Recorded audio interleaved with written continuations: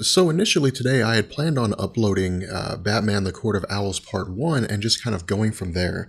But I think one of the mistakes that we've made with a lot of videos recently is we've just kind of jumped into the stories as opposed to doing the cover for the stories, the things that lead up to making the stories make sense. And because the Bat family is such a prominent part of the Night of Owls and the story Batman Endgame, Death of the Family, Batman Eternal, things like that, I think it's important to make the Bat family make sense and to do respective videos about each of the characters before we actually jump into this. And so what we're going to do is we're going to start here with Dick Grayson, quite possibly one of the most popular characters to have ever existed in the history of DC Comics, and most certainly one of the most well-known, if not the most well-known version of Robin in Batman's continuity. So Dick Grayson first appeared in Detective Comics issue number 38 in 1940, and what's really interesting here is that he was created by the same guys who made Batman. He was made by Bob Kane and Bill Finger, and the question here was, is it possible to give a sidekick to Batman that will bring in younger readers? And so this was the experiment that was performed, and initially this was intended to be a one-off of sorts in the sense that if it had failed, the story would have been self-contained to a degree, and they would have been able to just kind of write Dick Grayson out of the stories entirely. But the exact opposite happened. Dick Grayson was a resounding success for DC Comics, and what's really cool here is that between Dick Grayson and Marvel's Spider-Man, we'll actually see this kind of give and take where one will influence the creation of the other, and then the creation of the other will influence the other one. And so we'll make this make sense as we go along. But with Dick Grayson's appearance, this immediately appealed to younger readers, because where Batman was cool and he was mysterious and he was sort of dark to a degree in this tone, or I guess at least as dark as you could be in the 1940s, a lot of younger kids were wanting someone to relate to in comic books. And the status quo, as we had established in previous videos before our discussion about Spider-Man or during our discussion about Spider-Man, comic books were relegated to adults. There were really no teenagers here.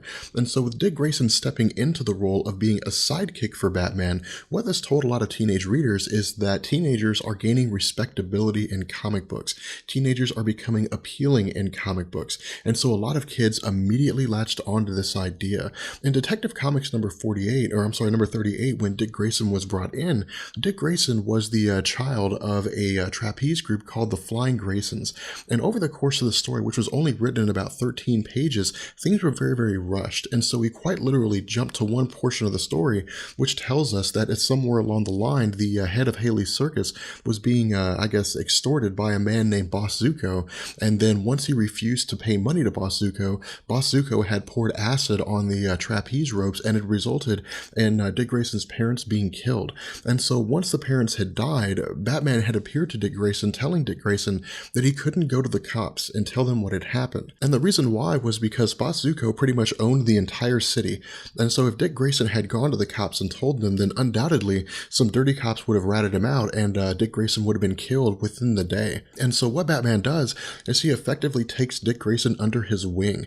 And so again, jumping back to the 1940s here, what we found was that because of Dick Grayson's success as a sidekick, as Robin in the Batman comics, in real time, he stayed the sidekick of Batman for almost 30 years, which is an unprecedented thing in comic books. We have yet to ever really see an instance whereby a major superhero will have a sidekick that will stay his sidekick for 30 years. Now, in this day and age in comic books, it's very rare that you ever really see sidekick. This is really kind of an element that's long since been dead, but during this time period, going from the 1940s into the Silver Age, when sidekicks began to go away, that this was an unprecedented concept. But what DC also recognized was that due to the popularity of Dick Grayson, they had the opportunity to expand him into other stories. And so in 1964, following the creation, the implementation of Spider-Man, DC had taken their Brave and the Bold storylines, or the Brave and the Bold line, with issue number 54, and basically formed the Teen Titans. Now, because Spider-Man was so successful, again, Spider-Man changed the mold by saying that teenagers don't have to be sidekicks. Teenagers can be the main story here. And so DC took this one step further and said not only can teenagers be the main story, but teenagers can be part of a teenage team. They can be part of a smaller team, which is basically a spinoff of the Justice League. And again, this was a resounding success. Now, with the Teen Titans initially being formed here, this wasn't necessarily, I guess, the actual formation. That is to say, this didn't go by the publication, the Teen Titans. This was simply giving us the basis behind how the Teen Titans had formed.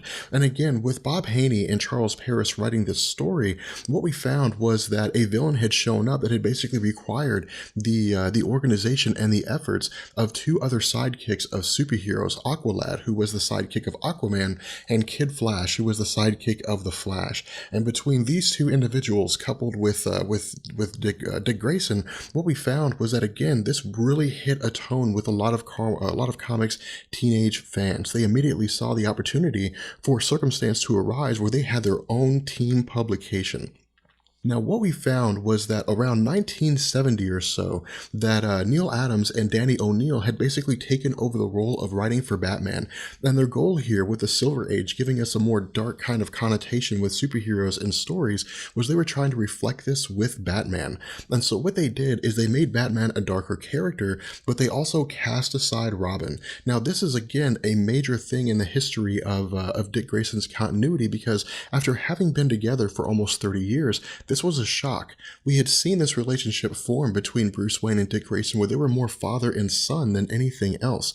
And so as a result, fans were immediately stunned by this. But the question that DC had going forward was, is it possible to present a circumstance whereby Dick Grayson can stand on his own 2 feet? Is it possible that he can simply have his own publication? Is the popularity there? And so what we found was that in the back of Batman comics, we ultimately saw Robin, or I guess Dick Grayson, getting his own publication as backup features. That is to say, he was stored in the back. Now, the way that DC had done this by virtue of getting rid of Robin was a really interesting thing. Initially, it was just kind of thrown in there. We just kind of, I guess, just turned the pages one day or went out and bought the comic one day, and Robin wasn't there. It wasn't until 1987 when we learned why it was that Robin had been removed in the first place.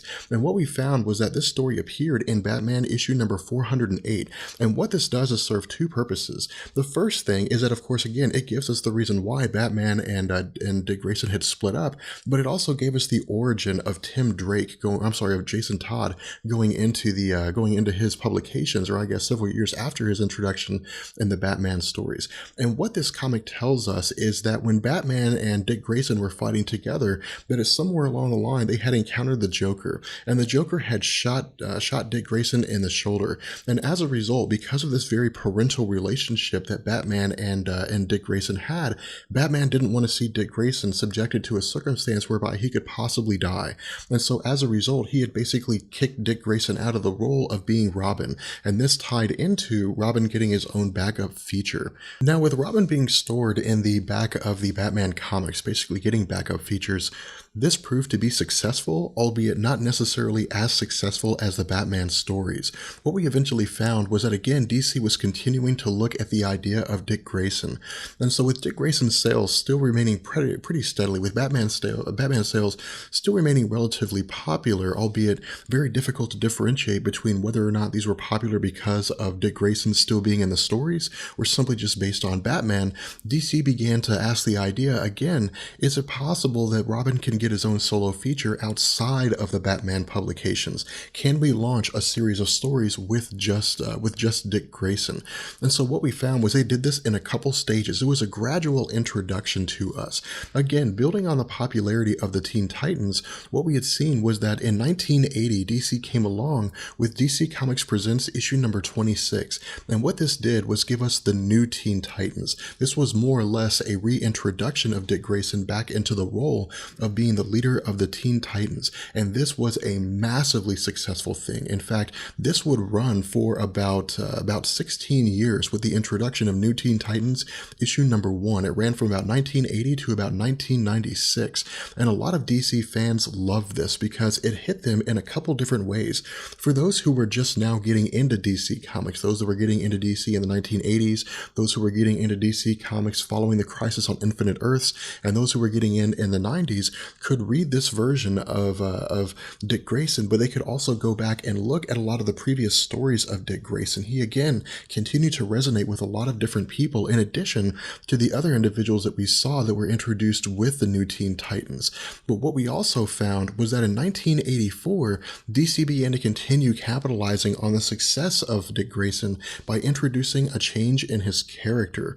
What DC did is they introduced a storyline called the Judas Contract storyline.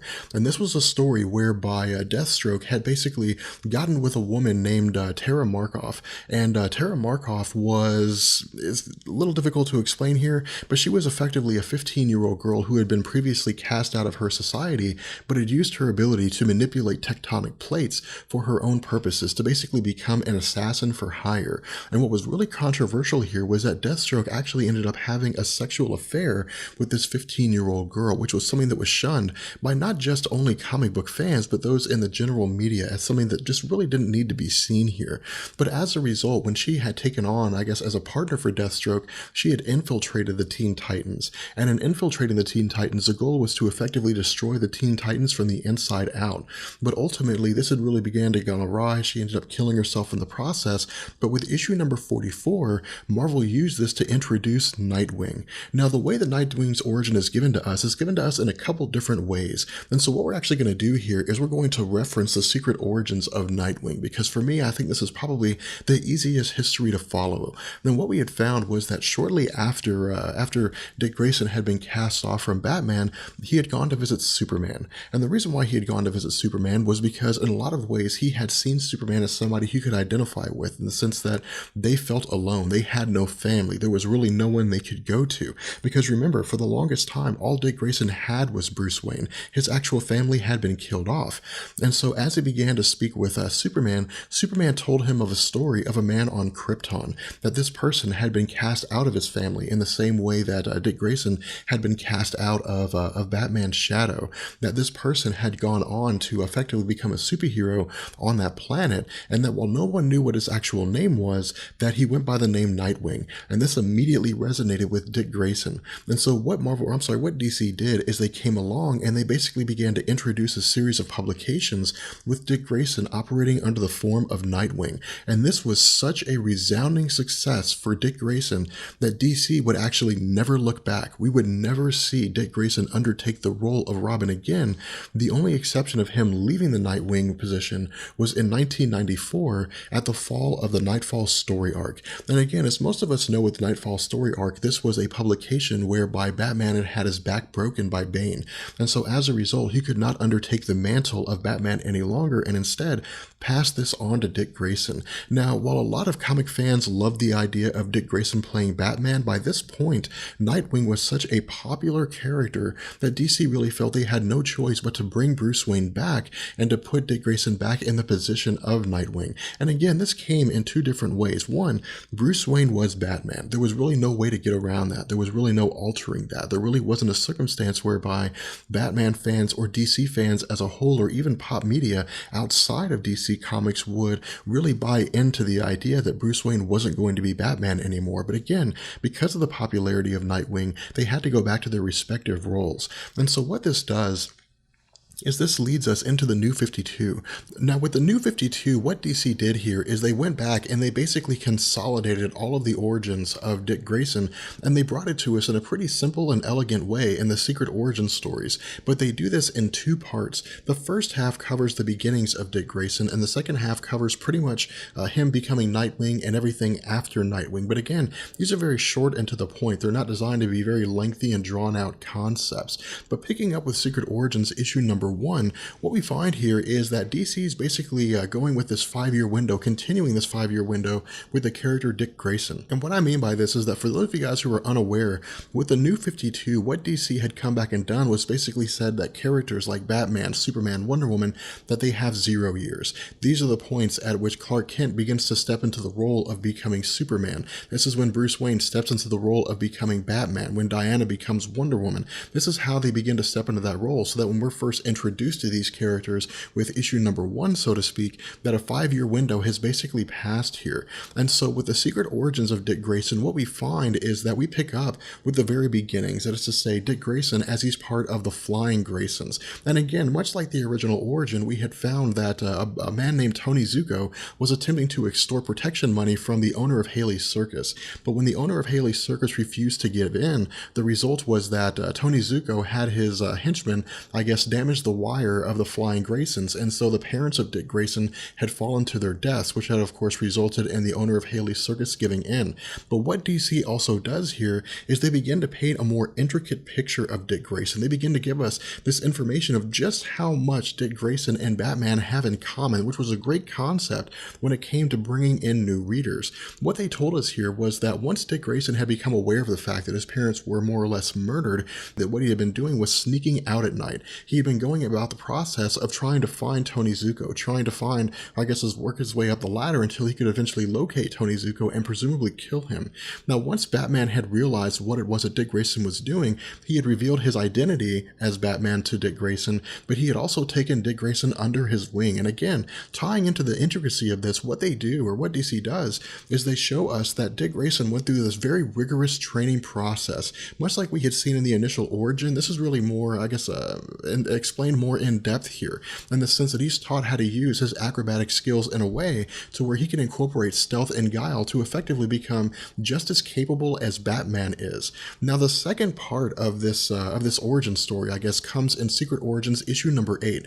And what this does is it basically picks up where, or I guess where Secret Origins issue number 1 left off. But the issue here is that DC runs through this pretty fast. In fact, they cover pretty much all of it over the course of 2 pages. What they basically tell us is that, again, the idea of the Teen Titans, things like that, this had all taken place during this 5-year window, that once Dick Grayson had underwent the role of being Robin, that the time eventually came when he wanted to leave the role of Robin, when he wanted to escape the role of Robin. He, of course, was, for the most part, removed from this position by Batman, but this has been something that had been long in coming with his character. The result was that over time he adopted the role of Nightwing, but then as he played the role of Nightwing for a while alongside the Teen Titans, he even abandoned that role. And this is where things begin to change. This is where DC basically picks up with the New 52 by saying that once Dick Grayson had abandoned the role of Nightwing, he had basically become this sort of a contract person, in the sense that he had underwent the change of calling himself Grayson and become, to a degree, a kind of hero for hire, so to speak.